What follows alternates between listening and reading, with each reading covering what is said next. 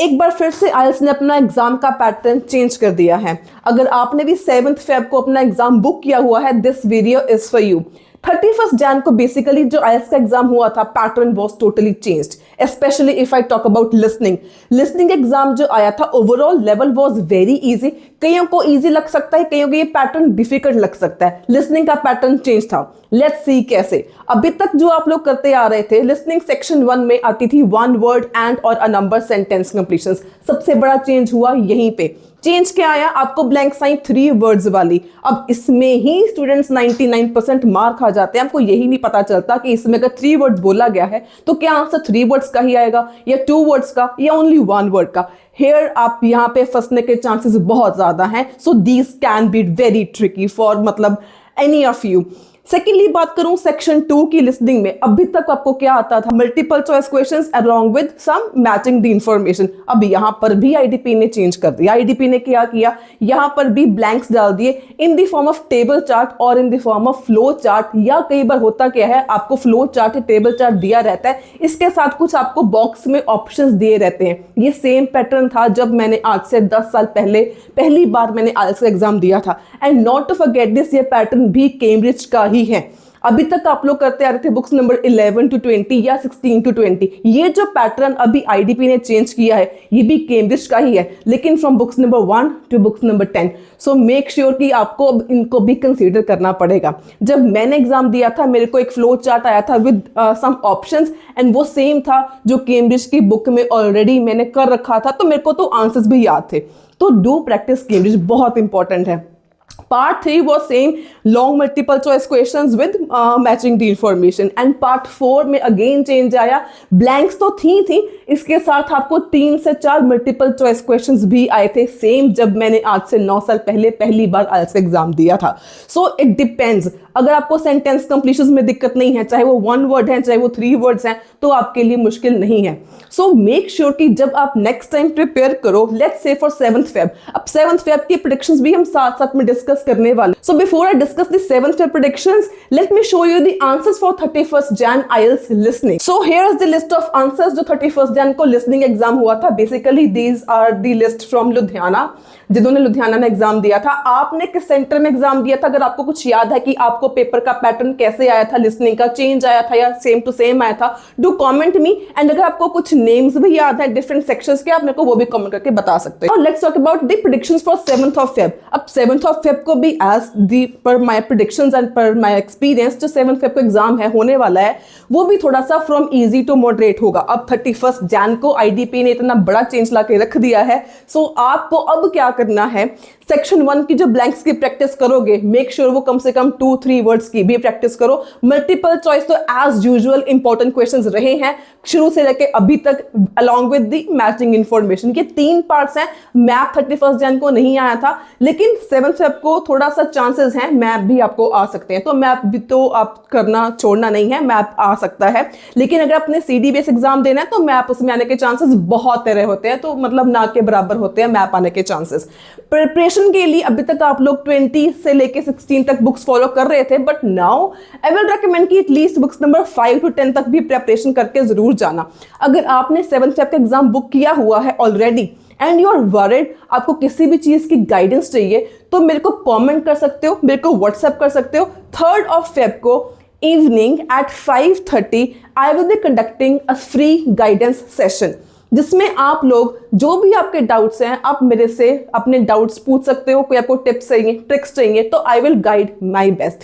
And on the other hand, आपको अगर किसी भी चीज का मटेरियल चाहिए, मेरे को व्हाट्सएप अगर आप करते हो ना, मेरे को प्रॉपर डिटेल में थोड़ा सा यू हैव टू एक्सप्लेन कि आपको किस चीज का, किस मॉड्यूल का क्या मटेरियल चाहिए, एकेडमिक का चाहिए या जनरल ट्रेनिंग का चाहिए। मेरे पास इतना टाइम नहीं होता कि मैं हर एक मैसेज के आपको पहले क्वेश्चंस पूछूं, फिर मैं उसका आपको मटेरियल शेयर करूं। जो आपको मटेरियल चाहिए मेरे को स्पेसिफिक बता दो कि ma'am we want this and this, हर एक मॉड्यूल का जो भी आपको चाहिए, just message me down on WhatsApp number. So let's talk about the reading module. 31 Jan को जो बेसिकली रीडिंग का एग्जाम हुआ था वो उसमें कुछ खास चेंज नहीं आया। बेसिकली एकेडमिक का ये 3 पैसेजेस मेरे को सुनने को हुआ है कि इनके ये नाम थे। अगर आपको कुछ अलग से याद है, आपने किस कंट्री में किस सेंटर में एग्जाम दिया था, डू कॉमेंट मी। या आपको कुछ भी आपका 31 जन का याद है, रीडिंग के आंसर्स याद है, पैसेज के नेम्स याद है, कॉमेंट मेरे को जरूर बताना।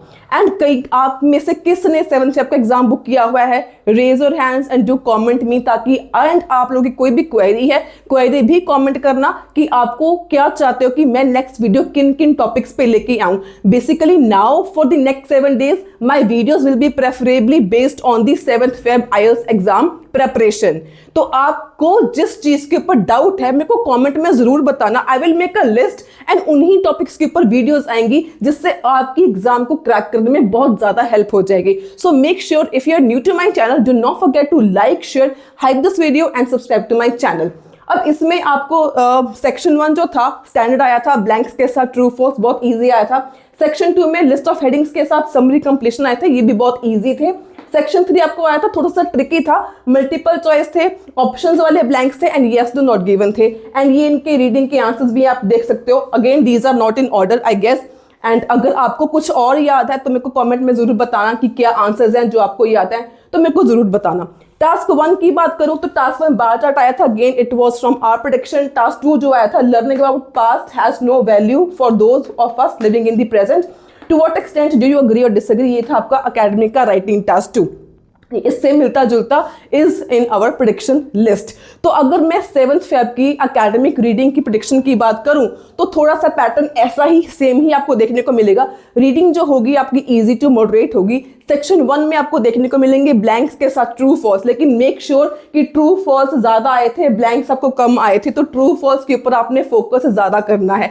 अगर आपको ट्रू फॉल्स के ऊपर डाउट है and you need a video, comment में जरूर बताना। अपनी बेस्ट ट्रिक के साथ में वीडियो जरूर लेके आऊंगी ताकि आपका ट्रू फॉल्स एक भी गलत ना हो। एंड ये एक चीज नोटिस करो कि जो ट्रू फॉल्स थे आपको कम से कम ये 8 आए थे सेक्शन 1 में, एंड इसके साथ आपको यस नो नॉट गिवन भी आए थे।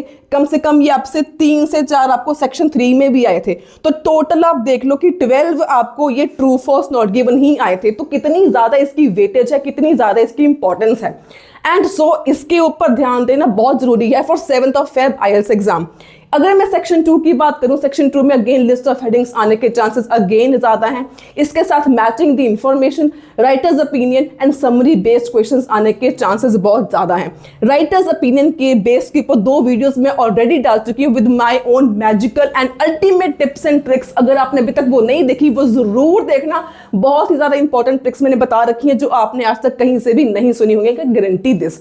इसके बाद सेक्शन 3 की बात करूं, सेक्शन 3 में matching the sentence endings box वाली ब्लैंक्स के साथ आपको यस नो नॉट गिवन आने के चांसेस अगेन बहुत ज्यादा हैं। टास्क 1 की बात करूं तो बार चार्ट, मैप आ सकता है, आपको line chart and pie chart आने के चांसेस बहुत ज्यादा हैं। Along with table as well is very important. अगर मैं टास्क 2 की बात करूं, टास्क 2 के जो रीसेंट टॉपिक्स चल रहे हैं जैसे लर्निंग अबाउट द पास्ट, थोड़ा सा पास्ट के साथ, एआई के साथ, एजुकेशन वाला, एनवायरमेंट वाला, इन सब टॉपिक्स के रिलेटेड आने के चांसेस थोड़े से ज्यादा हैं। नाउ जो लिसनिंग होती है वो अकेडमी की, जनरल ट्रेनिंग की सेम होती है। इसके बारे में वी हैव ऑलरेडी डिस्कस कि 7th फेब को आपने प्रिपरेशन क्या करनी है, कहां से करनी है। अगर मैं अकेडमिक रीडिंग की प्रिपरेशन की बात करूं तो make sure at least books number आपकी 16 से लेके 20 तक प्रॉपरली आपकी प्रिपेयर होनी चाहिए। अगर आपके पास स्टिल टाइम बचता है, अगर आपने ये बुक्स कर ली हैं तो मेक श्योर 11 to 15 भी आपने प्रिपेयर जरूर करनी है, क्योंकि जो एग्जाम पैटर्न है रीडिंग का, एकेडमिक का, वो पूरा का पूरा कैम्ब्रिज का ही फॉलो हो रहा है as of now these days. अगर मैं बात करूं जनरल ट्रेनिंग रीडिंग की, जनरल ट्रेनिंग रीडिंग का पैटर्न भी काफी ज्यादा स्टैंडर्ड ही फॉलो हो रहा है, जो कैम्ब्रिज बुक्स नंबर 16 to 20 तक रिसेंटली चल रहा है। एकेडमिक रीडिंग भी एंड जनरल ट्रेनिंग की रीडिंग भी। अब जनरल ट्रेनिंग में भी एक छोटा सा चेंज है। चेंज कैसे? सेक्शन 1 में आपको आते हैं ट्रू फॉल्स के साथ matching information. Again true false की वेटेज ज्यादा आने लगी है।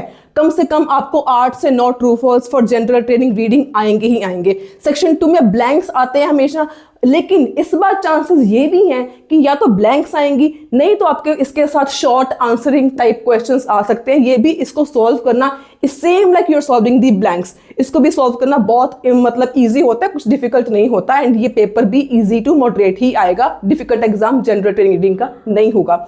सेक्शन 3 की बात करूं, अगर आप सीडी बेस एग्जाम देते हो तो आपके पास जो है important questions are true false along with matching the information for general training reading section 3। अगर आपने पेन पेपर बेस देना है तो सेक्शन 3 में आपको 3 से 4 ब्लैंक्स फॉर श्योर आएंगी ही आएंगी। इसके अलावा मैचिंग द इंफॉर्मेशन या multiple choice questions are again very important. On the other hand write this opinion आपने नहीं छोड़ के जाना for pen and paper base, write this opinion. List of headings आने के चांसेस काफी कम रहते हैं, लेकिन multiple choice questions, matching the information, write this opinion बहुत ज्यादा इंपॉर्टेंट आएंगे। लेकिन ये भी मेक श्योर करना कि सेक्शन 3 में 3 से 4 blanks for pen paper based general training exam आएंगे ही आएंगे। जो 31 जैन को टास्क 1 जनरल ट्रेनिंग का आया था वो था informal letter, that was again from our prediction, you can see the screenshot here. तो वो था एक इनफॉर्मल लेटर।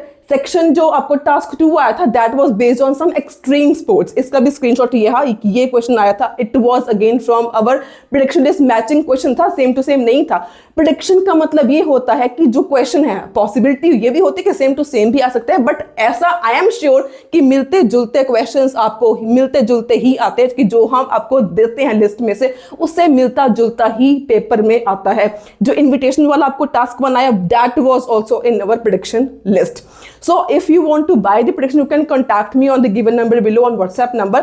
एंड इसको प्रिपेयर करने के लिए सिर्फ आपने क्या करना है, फॉर्मेट को ध्यान में रखो and you can purchase our crash course and also you can be in touch with our daily YouTube videos. मैं रोज एक वीडियो जरूर लेके आती हूँ। एंड नॉट ओनली दिस, मैं जो मेंबर्स ऑफ दिस चैनल है उनके लिए स्पीकिंग की तो ऑडियो जो क्लास है वो स्टार्ट हो चुकी है। अलॉन्ग विद दिस आज से फॉर जनरल ट्रेनिंग रीडिंग की फ्री क्लासेस भी स्टार्ट होने वाली हैं for the members of this channel. इसका मतलब ये हुआ अगर ज्वाइन करते हो आप इस चैनल को after subscribing to this channel तो आपको रीडिंग के फ्री लेक्चर्स डेली अपलोड होके मिलेंगे for the members of this channel.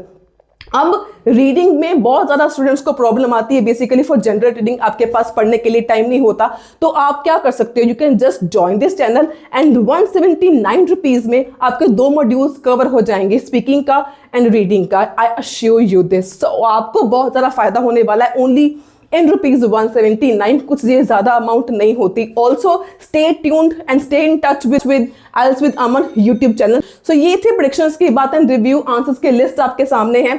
सो अगर आपको इस वीडियो से कुछ इन्फॉर्मेशन मिली हो, कुछ सीखने को मिला हो, do give it a thumbs up, share it with your friends and do not forget to subscribe our channel for more daily informative videos on IELTS। Until then, stay happy, stay healthy and all the very, very best for your IELTS exam.